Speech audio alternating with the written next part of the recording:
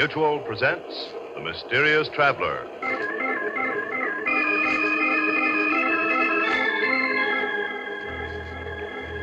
This is The Mysterious Traveler, inviting you to join me on another journey into the realm of the strange and the terrifying. I hope you will enjoy the trip, and it will thrill you a little and chill you a little. So settle back, get a good grip on your nerves, and be comfortable, if you can, as you hear the story I call I Won't Die Alone.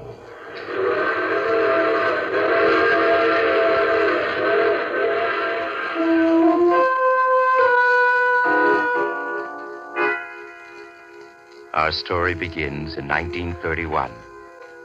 Two young men are speeding along in a car on a lonely West Virginia road at 70 miles an hour.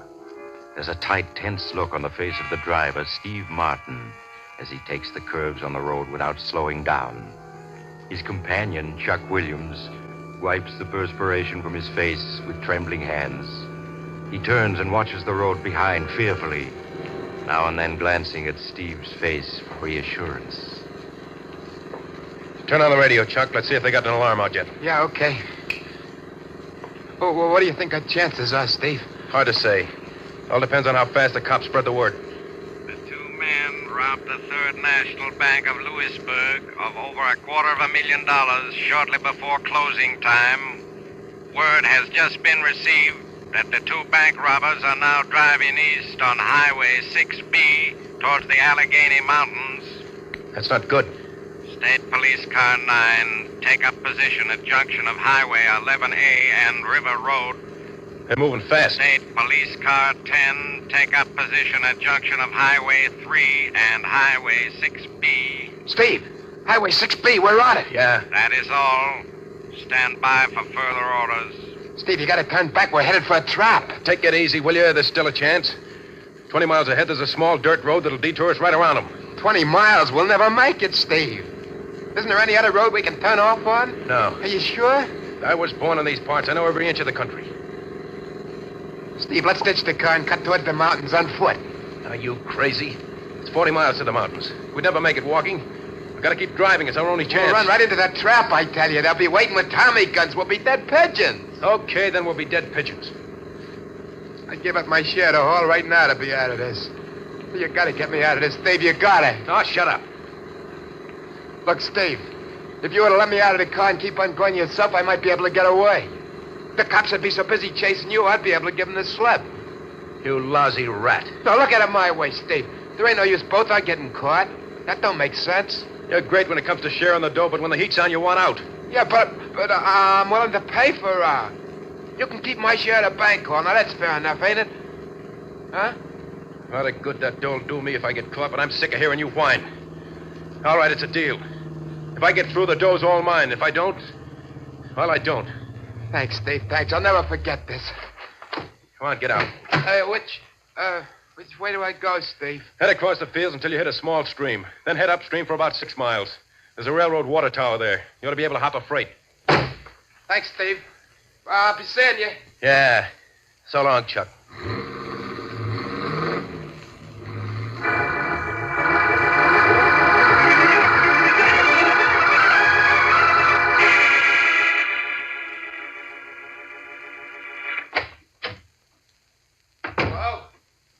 Flo, where are you? I'm here, Chuck.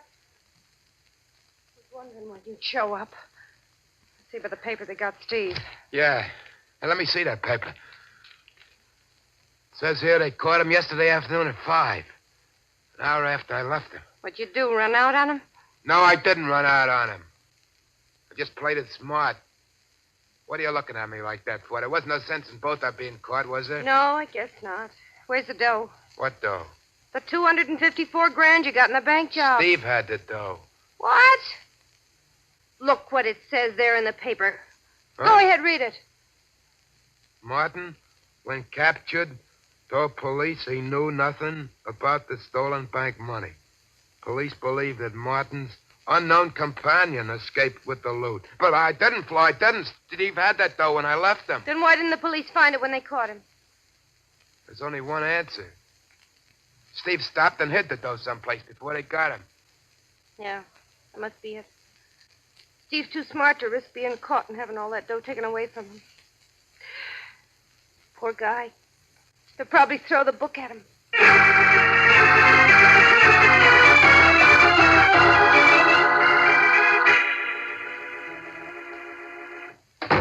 Where you been so long? What happened at the trial?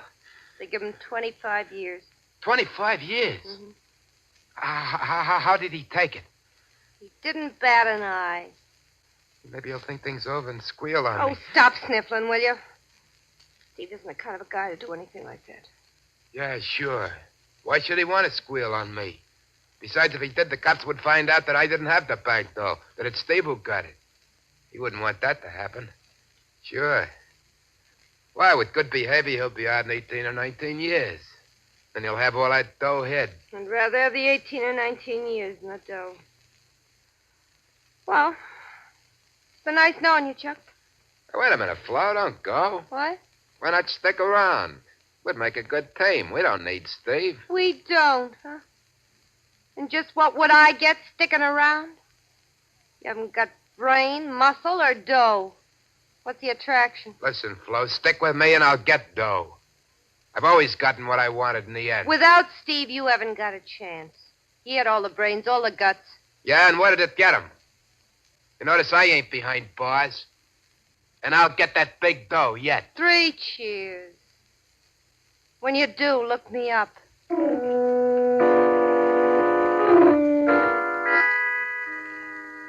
17 years passed. 17 years in which earth-shaking events took place. With the passing of time, Steve Martin became just a memory to Chuck Williams and Flo Duval. During the 30s, Chuck struggled desperately to make money in a half-dozen petty rackets, but failed miserably. However, with the coming of the war, his luck changed, and in the years that followed, he thrived on the black market. And with his newfound wealth, he was able to win Flo Duval. 1948 found Chuck Williams a happy, prosperous citizen without a care in the world. How many times have I told you to knock before you come into this office? Look, Napoleon, save that big shot stuff for your stooges. Same old Flo. I guess that's what I like about you, baby. Yeah, I'll bet. Well, you've got that superior look on your face again. Who are you planning to knife now? I just got word that our old pal, Steve, is getting out of prison tomorrow. Steve Martin? The one and only. It's been 17 years now. It's a long time. Yeah. Think I'll drive down to the prison, be there when Steve gets out. What for? You haven't bothered to write or visit him since the day he was sent up? I know. But there's a matter of unfinished business between the two of us. Unfinished business? Yeah. To be exact, 254 grand. You mean you're going after that dough that Steve has stashed away? That's just what I mean. But you gave up your share of that bank dough the day you and Steve separated. Man can always change his mind. Chuck, leave Steve alone. That money by rights is his. He paid 17 years for it. Besides, you don't need it. You got more dough than that already. Maybe so, but that isn't going to stop me from getting that 254 grand. And you ought to know by this time I always get what I go after. I got you, didn't I, baby, huh?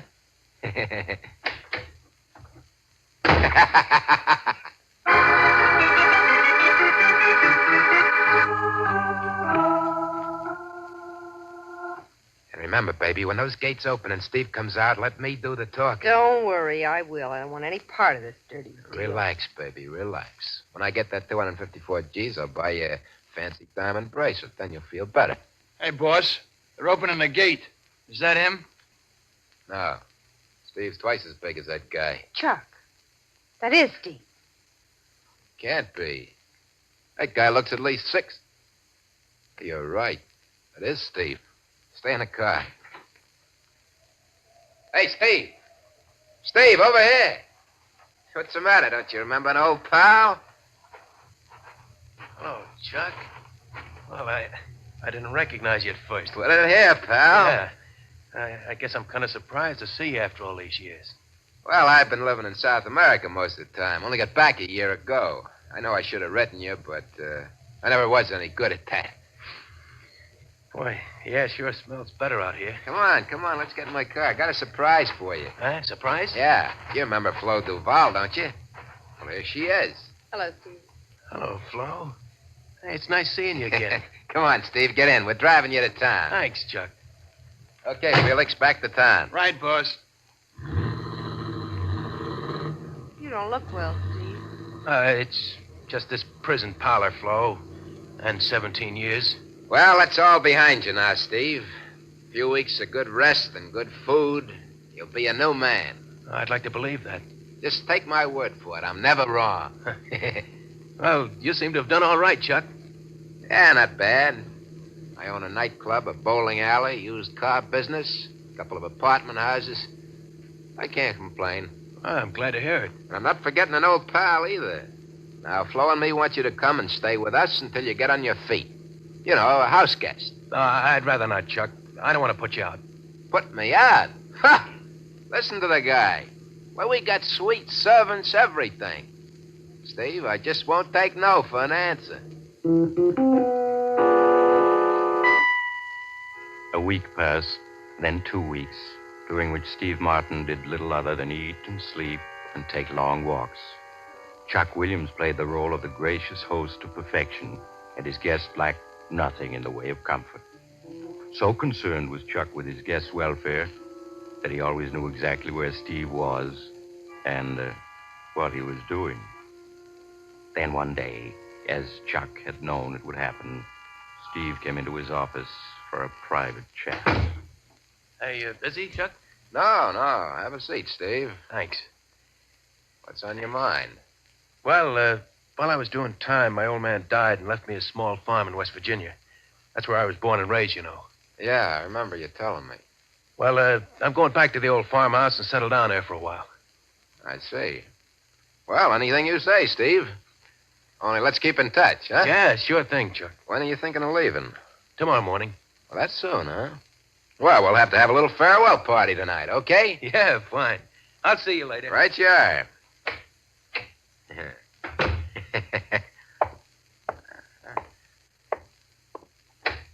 Felix, come in here.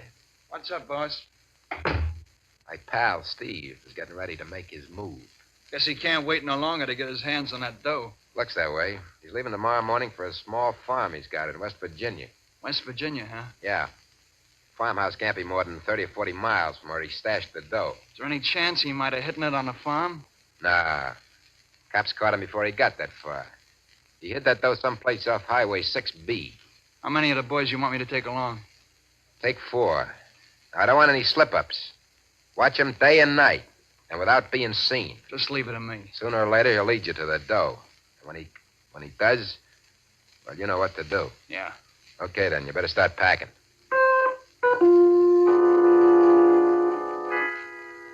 The next morning, when Steve Martin took a train for West Virginia, 2 very inconspicuous men were seated at the other end of the coach he was riding in.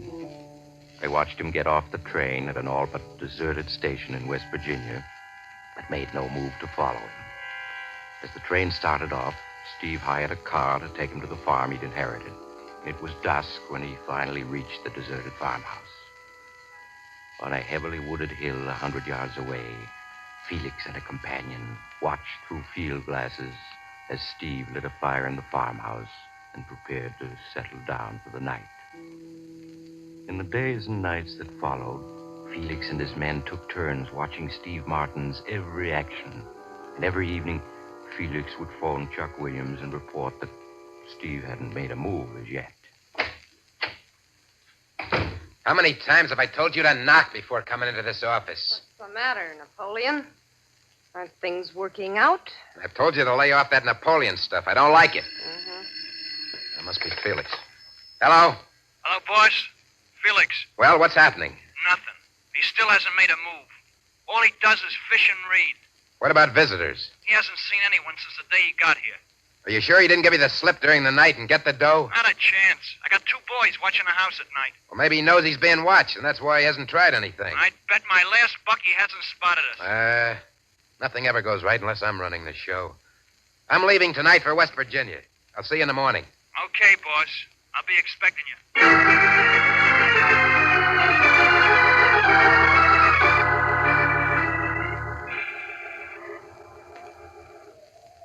That's a farmhouse down there, boss. Look through the field glasses. You can see it just like you were standing in the front yard. He's sitting on the porch reading. Yeah, reading and fishing is all he does. He hasn't been more than a couple of 100 yards away from the house since he got here. Well, he must have spotted you. That must be the reason he hasn't made a move. How could he have spotted us? You can see how careful we've been. Well, I'll wait a couple more days. See what happens. If he doesn't move soon, I'll have to think of something else.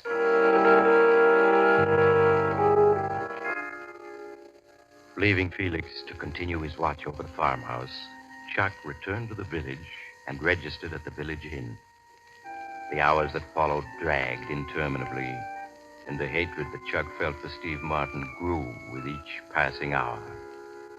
In the evening, Felix drove into the village and reported that nothing new had occurred.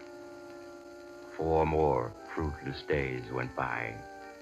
Chuck Williams was unable to contain his fury any longer. He got into his car and drove to within a half-mile of the farmhouse, then walked the rest of the way to where Felix and his men were hidden on the hill. Boss, what are you doing here? I got tired of waiting. You better get down, boss, or Steve Martin's liable to spot you. Forget that. We're through playing a waiting game. We're going to move in on him. Move in on Yeah. him? Maybe after a light workout, my pal Steve will be willing to tell me where he stashed the dough. Ah, that sounds more like it. I never did go for this cat and mouse game. Before we're through with him, he'll be begging to tell us what he knows.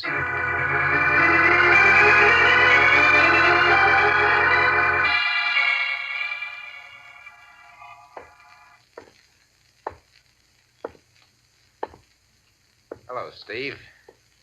Got lonesome for you. Decided to pay you a call. I thought you'd get around to it sooner or later. You don't sound very glad to see me. That's a fine way to act towards a pal who was your host for the last 3 weeks. Didn't I treat you right? Yeah. That's what made me figure I hadn't seen the last of you. What do you want? I'll give you one guess. I haven't got it. I know you haven't, but you know where it is. So what? That money belongs to me, not you. That's where you're wrong, pal. That dough belongs to the guy strong enough to get it. That's me. Okay, then you go ahead and get it. Should I let him have it, boss? That's not up to me, Felix. That's up to Steve. Well, pal, you gonna dig up that dough for me? No. You're not as smart as you used to be. You know I'll get what I want in the end. I wouldn't count on it. Okay, Felix. I guess it's up to you and Slim now. Hell talk. Won't you, pal? That's it, pal. Try getting on your feet. Here, let me help you.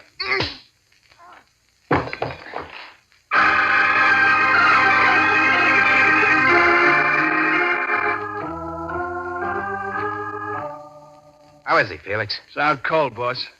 He always did have a stepping streak. You think in his condition he couldn't take all that punishment? We give him any more, he's liable to kick off. Sure? Yeah, he's already got a couple of busted ribs, and that beating around the head didn't help any. We gotta make him talk. We gotta. You have to figure out some other way. Throw some water in his face. Okay. Come to, boss. Prop him up in a chair. Come on, you. There. Steve, can you hear me? Yeah. I can hear you. Felix here wants to try the water treatment. Water treatment? Yeah. Now, why don't you play it smart and tell me where you hid that dough? Won't talk, huh? Okay, Felix. Wait, I'll talk. Well, it's more like it. Where is it? You could never find it alone. I'll have to take you to it. Just you and me. What's the matter with Felix coming along? Just you and me. Okay, pal, okay. Only I'm wondering if you're in condition to make it. Hey, Felix. Yeah, Give him a boss. few drinks, try to fix him up. Right. As soon as you've done that, Steve and me will be on our way. An hour later, Steve, with the assistance of Felix, tottered to Chuck Williams' car and got in the front seat. Chuck slid behind the wheel and started the motor. As he drove off, he waved to Felix triumphantly. In a few minutes, the farmhouse had faded from view. Steve, huddled in a corner of the front seat, fought to keep from crying out every time the car hit rut in the road. Now and then, he opened his pain-filled eyes to look out the window. Chuck watched him with satisfaction as he drove. How much further is it? You drive about 5 miles until you reach a small gravel road where you'll see a big sign saying the Devil's Caverns. You turn right there and go 2 miles. The Devil's Caverns? What are they? They're a big tourist attraction in these parts during the summer. Hundreds of huge underground caverns that run for miles in all directions. You mean that's where you stashed the dough? Yeah. It's the best place in the world. How do you know you'll be able to find it again? I know every inch of the caverns. When I was a kid, my old man worked as a tourist guide there. I learned my way around from him. Okay. But you better find that dough. I'm warning you. I'll find it. Now, you should be reaching the gravel road in a couple of minutes. Turn right, then it's 2 miles to the Devil's Caverns.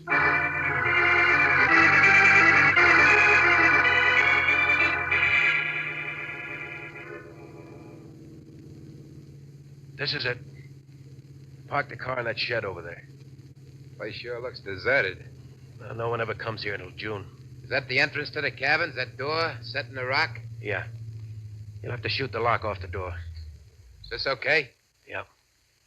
No one will ever be able to spot the car here. But you said no one comes here until June. No one does. Why take chances? We'll need a flashlight. I got one. Come out this way. And if you're thinking of any tricks, don't. Remember, I got this gun, and you're in no condition to try anything. Yeah, you saw to that. How come you didn't hide out here when the cops were after you? Well, there was any place to hide the car. Shed wasn't here 17 years ago. Tough. Never saw such a lonely-looking place. Yeah. Well, you ought to be able to blow this padlock off with one shot. You better stand over there. Yeah, that does it.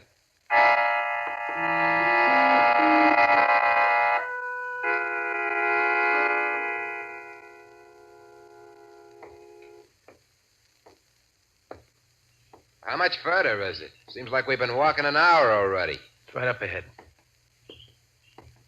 Sure you can find your way out again? All these cabins look alike to me. Yeah, I know the way out. Sure is damp in here. Hey, what was that? Oh, probably just a rat running past you. Place is full of them. Seems to me it's taken a long time to find that place where you hid the dough. If you're trying anything, Here's where it is. I'll hold the flashlight a little higher. That's it. I hid the suitcase behind this rock. Got it? No, not yet. Here it is. Yeah, that's it. That's it, all right. I can still recognize it. Open it up. Well, there's the dough. Yeah. Still in the bank rafters. Look at it. Over $250,000. What's so funny? Answer me. So you're the guy who always gets what he goes after in the end, huh? Yeah, now I got the dough. And I'm asking you again, what's so funny? Look at the money. Go ahead, look at it. I'm looking. What about it? Yeah, you're looking, mastermind, but you don't see. All those bills are goldbacks. Goldbacks? Yeah, that's right. In 1933, the government called in all goldbacks. That's how the kidnapper Bruno Hauptmann got caught, trying to pass goldbacks after the government had called him in. You mean that dough is no good? That's just what I mean. You try passing any of that dough and you'll end up doing time. You've known all along that dough was no good? Ever since 1933. Knowing it was worthless, I never intended coming here for it. But you made me. I ought to let you have it, you rat, for leading me on like this. Well, why don't you? Come on, pick up that suitcase. Let's get out of here. Oh, wait a minute. I forgot to tell you, Chuck. Tell me what? I'm staying here. You're staying here. Yeah, that's right. Now, look, I've had enough out of you. Start leading the way out. I guess you didn't understand. I said I'm staying here. Get going or you'll get it right between the eyes. That doesn't scare me. You see, Chuck, there was something else I didn't tell you. Something else? Yeah. I didn't get out of prison on good behavior. I got out because the doctor said I was going to die in 3 months. You're going to die in 3 months? Yeah, that's right. I thought I'd die peacefully on my farm. Only you wouldn't let me do that. So I've decided to die here with you as company. Steve, you can't do that. You can't do that, Steve. You got to get me out of here. You got to. I don't have to do anything I don't want to. But get me out of here, Steve. I'll make it worth your while. I got dough. I got lots of dough. It's too bad you won't be able to take it with you. Steve, I'll give you 100 G's. 200 G's if you get me out of here. It's not going to be tough for me to die, because I only got 3 months anyway. But I'm going to enjoy watching you. You're going to get weaker and weaker as you plead with me to lead you out of here. Then you're going to get desperate and try to find a way out by yourself. But you'll never make it. You'll go wandering from one cabin to another, and then in the end, you'll probably wander back here to find me dead. And your flashlight's going to go out. You'll be all alone in the dark with the rats and the bats. Oh, stop it! Stop it or I'll shoot! And as you go weaker, the rats are going to close in on you before you know it. Steve. Steve. I didn't mean it. Well, you made me. Steve, say something. He's dead. He's dead. Gotta get out of here. Gotta get out of here. Help! Help! Help!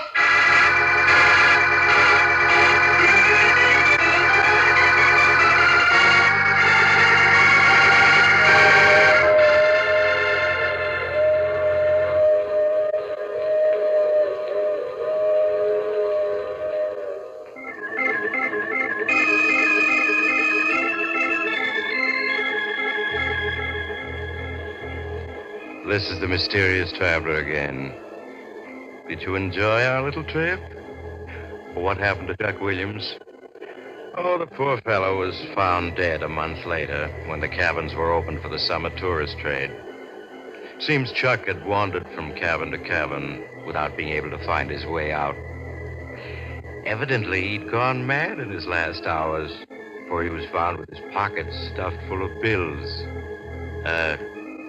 Goldbacks. Now, I recall another case in which two ghosts came face to face, only to discover that... Oh, you have to get off now. I'm sorry. But I'm sure we'll meet again. I take this same train every week at this time.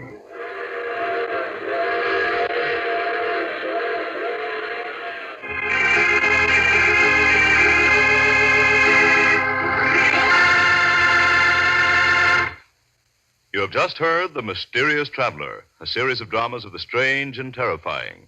In tonight's story, all characters were fictional, and any resemblance to the name of an actual person, living or dead, was purely coincidental. In the cast were Maurice Tarplin, Joe Julian, Art Carney, Elspeth Eric, and Alan Manson.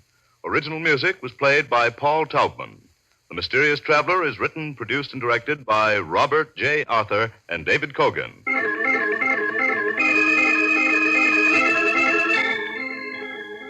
Listen next week to a tale titled Death Writes a Letter. Another Strange and Suspenseful Tale of the Mysterious Traveler. Don't miss the chilling tale titled 7 Casks of Death, written by Maurice Tarplin, your mysterious traveler, which appears in the current issue of Dime Mystery Magazine, now on sale at your local newsstand.